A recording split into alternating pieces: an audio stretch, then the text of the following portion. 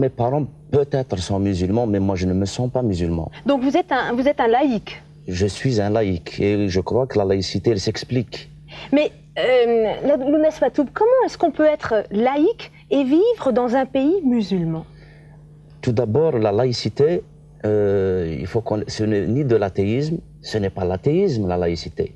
La laïcité, c'est dissocier la religion de l'État. Et une chose est très importante. Il est grand temps en Algérie qu'on évacue la religion du champ politique. Et peut-être qu'un jour, on rentrera dans le concert des nations. Oui. Mais alors, là, ce soir, vous nous dites que vous vous définissez comme un laïc. Mais moi, je voudrais qu'on réécoute le discours tenu par Ali Belhadj, qui est le numéro 2 du FIS. Regardez. Les musulmans revendiquent depuis longtemps l'application de la charia islamique, la loi musulmane. Le pouvoir actuel veut mettre l'islam dans un seul cadre bien déterminé. Or, l'islam est un tout. C'est la sociologie, l'économie et la politique. Alors, Lounès Matoub, est-ce que vous êtes pour l'application de la charia? Jamais. Les femmes lapidées sur les places publiques? C'est utopique. Quand on écoute des discours comme ça, mon Dieu, on se dit qu'est-ce qui peut en advenir de notre futur. Mais justement, quand vous écoutez quelqu'un comme Ali Belhadj, est-ce que vous avez le sentiment que vous avez encore une place en Algérie? Heureusement que j'ai une place en Algérie. Et il y demeure encore. La preuve est là que c'est les miens qui m'ont soutiré des griffes de la mort. Donc je ne peux pas capituler. Oui. Donc vous avez le sentiment d'être un peu un hors-la-loi face aujourd'hui, face au FIS, face à... Non, non, je ne suis pas un hors-la-loi. Certes, peut-être je suis rebelle, parce que j'ai été toujours contestataire. Je me suis battu contre un pouvoir en place qui a tout fait pour étouffer l'éclosion de la culture berbère, de l'identité berbère. Oui. Et parce que le mouvement culturel berbère, il a été de tout temps, comme j'ai toujours souligné, l'initiateur de toutes les luttes démocratiques en Algérie. À l'époque même où l'intégrisme, ces gens-là qu'on vient de voir à la télévision, oui, poussaient à l'ombre des institutions de l'État, que sont la justice, surtout la télévision. À chaque fois qu'il y a une conférence islamique, c'est en Algérie, avec la bénédiction, bien sûr, de Chedri Ben Jdid. oui. C'est l'État algérien qui a encouragé la montée de l'intégrisme en Algérie pour contrer l'avancée culturelle berbère. Oui.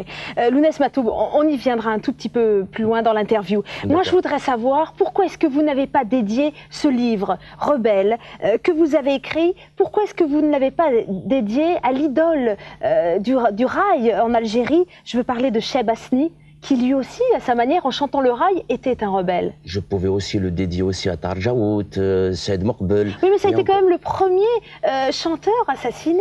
Oui, je compatis à la douleur des siens. Ça m'a fait terriblement mal d'avoir appris sa mort, mais je pense que mon bouquin, c'est plus profond que ça. Oui, mais enfin, la mort, c'est profond aussi. La mort, on est là, aujourd'hui, on ignore qu'est-ce qui va en advenir de nous demain. Oui. De la même façon que Cheb Asni représentait un espoir pour la jeunesse algérienne, vous auriez pu quand même évoquer sa mémoire dans ce livre. Pardon d'insister. Écoutez, mademoiselle, ce livre, je l'ai dédié à tous les martyrs de la démocratie, à tous les démocrates algériens, à tous les militants de la cause berbère. Je pense que j'ai englobé en général tous les Algériens qui veulent vivre une ère démocratique. Oui, parce que lui, en fait, il représentait un espoir pour la jeunesse algérienne, de la même façon que vous êtes un espoir pour la Kabylie. Écoutez, moi je ne suis pas un hypocrite. Je n'ai jamais écouté Cheb Asni. D'abord, je n'ai pas accès à la langue arabe. Je suis désolé, je ne vais pas faire des choses comme ça pour plaire. Certes, mais c'est parce que vous êtes représentant du mouvement culturel berbère que, oui, en fait, vous ne parlez pas de Cheb Asni, qui lui n'était pas kabyle. Non, qu'on s'explique bien. Oui. C'est pas en luttant dans le mouvement culturel berbère pour la revendication de la culture berbère qu'on est contre des arabophones. Non, on voudrait vivre en harmonie en Algérie avec nos différences, nos diversités. Il y a l'arabe algérien, il y a la langue française aussi qui est un butin de guerre. Je voudrais aussi que Tamazigh soit langue nationale et officielle. Oui, mais parce que... Alors, attendez, ça on y reviendra. Mais Lounès Matoub, parce que si je vous ai posé cette question sur Cheb Asni, c'est tout simplement parce que lui, il a été assassiné pendant que vous vous étiez séquestré par le GIA.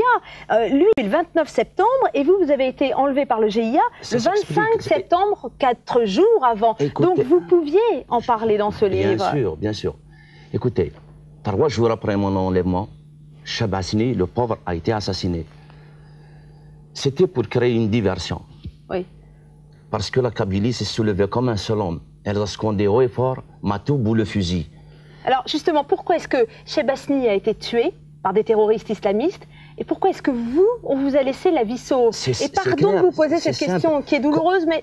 Quand on retourne aux élections de 1991, c'est bien le fils qui l'avait emporté en Oranie. Oui.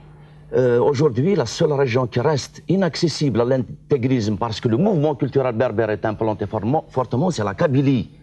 Et c'est la seule région qui reste, c'est le seul bastion qui reste à l'intégrisme en Algérie. Et je voudrais que toutes les autres régions d'Algérie copient sur la Kabylie.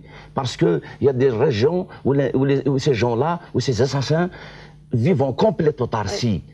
Alors qu'est-ce que ça veut dire? Ça veut dire que si vous avez été libéré par ce groupe islamique armé, c'est parce que la Kabylie s'est mobilisée? En cette soirée du 10 octobre 1994, la peur avait changé de camp. Les intégristes avaient peur. Lounès Matoum, est-ce qu'aujourd'hui, un espoir de paix n'est pas né avec la conférence de Rome qui a eu lieu il y a quelques jours et qui a rassemblé les principaux partis d'opposition, le FIS, le FLN et le FFS? Ces 3 partis ont rassemblé 80% des votes aux dernières élections législatives de 91. Écoutez, la réalité, elle est tout autre. Entre ce qui se passe au pays et ce qui se passe à l'étranger, c'est tout à fait différent. Oui, mais pour la première fois, le fils acceptait quand même de dialoguer. Donc, est-ce que ce n'est pas un tout petit pas vers la paix? Écoutez, ces gens-là sont déterminés. D'ailleurs, avant que le GIA ou l'AIS lance cette... Regardez, on voit d'ailleurs ces images. Donc, Aït Ahmed... C'est dramatique. Écoutez, j'ai envie de rire. Pourquoi vous avez envie de rire? Écoutez, j'ai envie de rire parce que j'ai envie de rire. Même si c'est dramatique, ça me donne envie de rire. Voilà, les 2 compères. Aït Ahmed. Oui, ça me rappelle 85, disons déjà, à Londres. Ces 2 hommes, leaders historiques de la Révolution, il y a quelques 30 ans, construisaient l'État algérien. Aujourd'hui, il s'agit de le reconstruire en tenant compte des derniers nés de la classe politique, les islamistes. Pour la première fois, dans une ambiance plutôt détendue, toute l'opposition algérienne s'est réunie à Rome autour d'une idée force, celle du dialogue. Le pouvoir a refusé de participer à cette rencontre, mais par voie de presse, il a dit tout le bien qu'il en pensait, traitant les participants de charognards et la communauté proche du Vatican qui l'organisait de catholiques naïfs. Lounès Matoum, vous refusez de voir ces images? Vous refusez de dialoguer avec le fils?